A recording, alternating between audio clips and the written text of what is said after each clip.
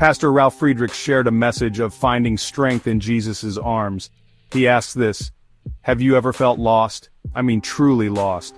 Not just on a road you don't recognize, but lost in your own life. You wake up one morning and the path you were on has disappeared. The signposts are gone. The map you thought you had is just a blank piece of paper in your hands. You look around and all you see is a thick, confusing fog. It feels like you are wandering alone in a vast wilderness. Every direction looks the same. Every step feels uncertain.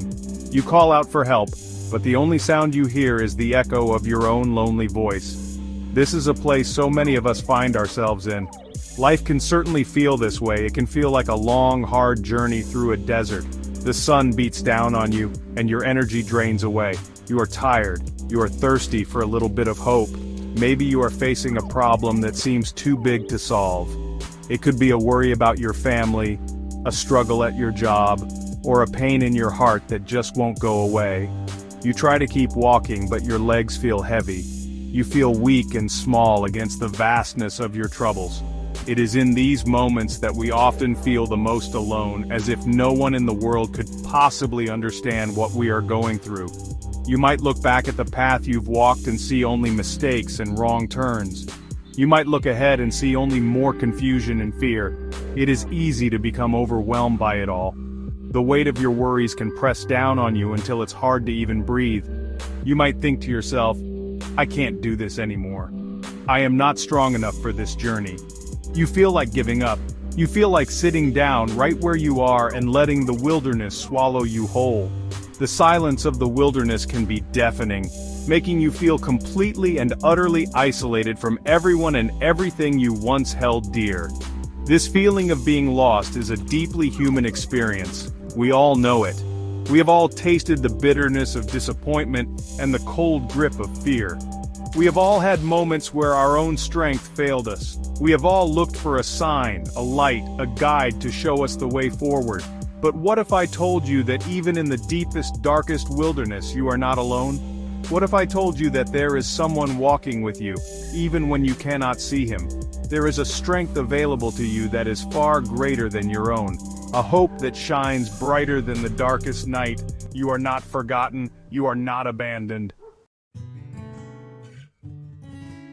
In your lowest moments, when you feel you cannot take another step, God does something truly amazing. He doesn't just walk beside you. He doesn't just point the way.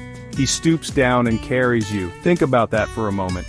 The creator of the universe, the king of all kings, lifts you up into his strong and loving arms. The Bible tells us this is true. In Deuteronomy chapter 1 verse 31 it says that God carried you, just as a father carries his son, all the way you went until you reached this place. He carried the Israelites through the desert, and he promises to do the same for you. He sees your weariness. He knows your heart is heavy. Imagine a small child, tired from a long day of playing. The child's legs are tired and their eyes are heavy with sleep. The father sees his child struggling. He doesn't scold the child for being weak. He doesn't tell the child to just try harder. No, he gently scoops the child up into his arms. The child rests their head on the father's strong shoulder. The child feels safe. The child feels secure. The child can finally rest because the father is carrying the load. This is the picture God gives us of his love for you. When you are too weak to stand, he becomes your strength. He carries you. We often forget this incredible promise. We try so hard to be strong on our own. We think we have to handle all our problems by ourselves. We carry our burdens like heavy sacks of rocks on our backs. We trudge through life, getting more and more tired with every step. But God never intended for us to carry these heavy loads alone. He invites us to let him carry them for us. He wants you to rest in his arms. He wants you to feel the comfort of his presence. He is strong enough to hold you and all of your worries. You don't have to pretend to be strong anymore. You can be honest with him about your weakness. So when you feel like you are at the end of your rope, remember this image. Picture yourself being lifted up by your heavenly Father. Feel his arms around you. Know that he is carrying you through this difficult time. He is not bothered by your weight. He is not annoyed by your tears. He loves you with a perfect love that never gives up. In his arms, you are completely safe. In his arms, you can find the rest your soul has been longing for. He is your protector, your provider, and your strength. He will carry you all the way home. God's promises are not like the promises of people. People can let us down, friends can forget, family can fail us, even our own hearts can deceive us. But God's promises are different. They are solid. They are true. They never change or fade away. One of his most powerful promises is found in Hebrews chapter 13 verse 5, where he says, "Never will I leave you, never will I forsake you." Think about those words, never. Not for a moment. Not when you make a mistake, not when you feel far from him, not when you are deep in the valley of sorrow. He is always there. His presence is a constant in a world full of change. Another incredible promise comes from Jesus himself. Right before he returned to heaven, he gave his followers these final words of comfort in Matthew chapter 28 verse 20. "And surely I am with you always, to the very end of the age, always." That promise was not just for the disciples who stood there that day. It is for you, right here, right now, in the year 2025. Jesus is with you in your kitchen as you make breakfast. He is with you in your car as you drive to work. He is with you in the hospital room. He is with you in the quiet of the night when your fears feel biggest. He is your constant companion. The prophet Isaiah shares another beautiful promise from God. In Isaiah chapter 46 verse 4, God says, "Even to your old age and gray hairs I am he who will sustain you. I have made you and I will carry you. I will sustain you and I will rescue you." This is a promise for your entire life. From the moment you were born until your final breath, God is with you. He made you. He knows you completely. And he promises to carry you, not just when you are young and strong, but even when you are old and feel weak. He will sustain you. He will rescue you. This is the faithful, unending love of your Creator. These are not just nice words on a page, they are life-giving truths. They are anchors for your soul in the middle of a storm. When you feel alone, hold on to these promises. Read them out loud. Write them down and put them where you can see them every day. Let them sink deep into your heart.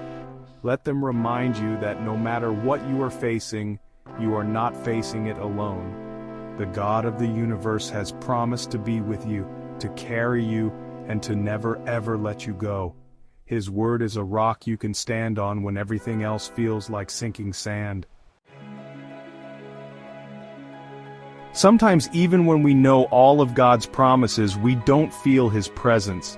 The sky can just seem empty, you know? Our prayers can feel like they are hitting the ceiling and bouncing right back. In these moments of spiritual silence, doubt can really creep in. You might start to wonder, is he really here?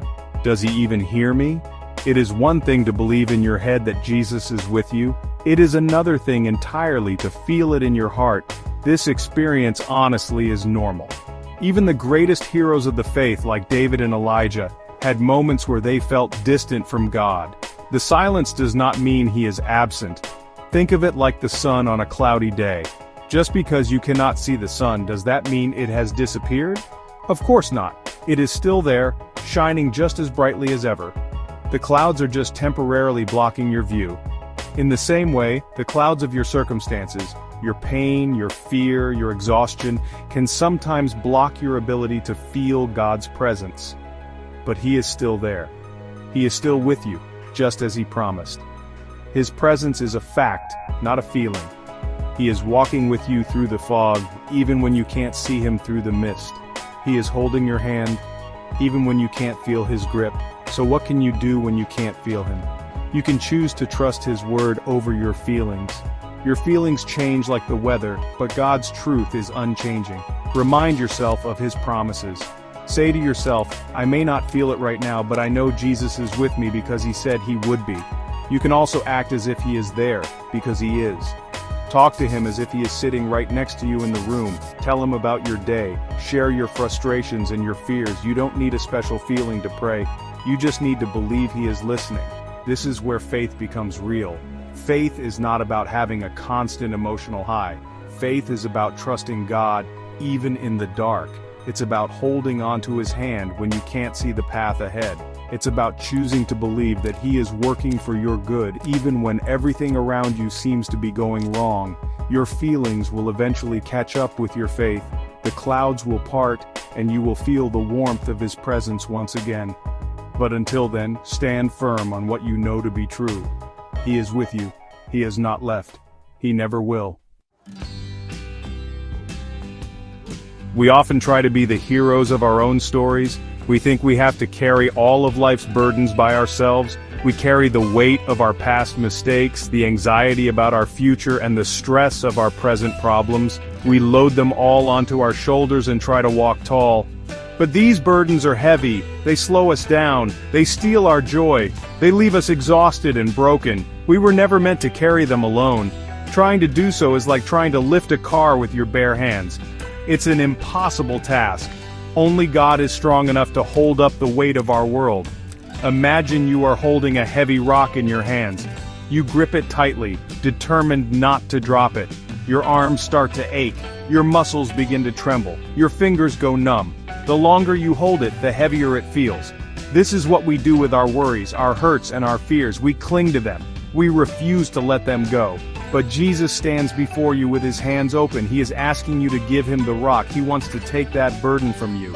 He wants you to let go of the pain, the guilt, and the depression that have been weighing you down for so long. Letting go requires trust. It means admitting that you can't do it on your own. It means believing that He is strong enough and loving enough to handle your problems. The first step is to simply bring your burdens to Him in prayer. Don't keep them locked up inside. Talk to Him about every single one. Name them one by one. The worry about your bills, the hurt from a broken friendship, the fear of what tomorrow might bring. As you share them with Him, imagine yourself placing them into His capable hands. Feel the weight lifting from your shoulders. Feel the relief wash over you. This is not a one-time event. We often have to bring our burdens to Him every single day, sometimes every single hour.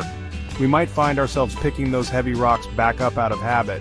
When you do, don't be discouraged. Just go back to Him again. Gently remind yourself to let go. Trusting Jesus is a continuous process of surrender. It is a daily decision to stop trying to carry everything yourself and to let Him carry you instead. He is faithful. He will not drop what you have given Him. He will hold you, and He will hold your troubles with perfect strength and unending grace. In a world that often feels like shifting sand, we all need something solid to stand on. We need a place of safety when the storms of life are raging. The Bible gives us a powerful image for this. God is our rock. In Psalm 62, verses 1 and 2, David writes, "Truly my soul finds rest in God. My salvation comes from Him. Truly He is my rock and my salvation. He is my fortress. I will never be shaken." A rock is strong. It is stable. It does not move when the wind blows or the waves crash against it. This is who God is for you. He is your firm foundation. He is your place of absolute security. When everything else in your life feels uncertain, you can stand on Him.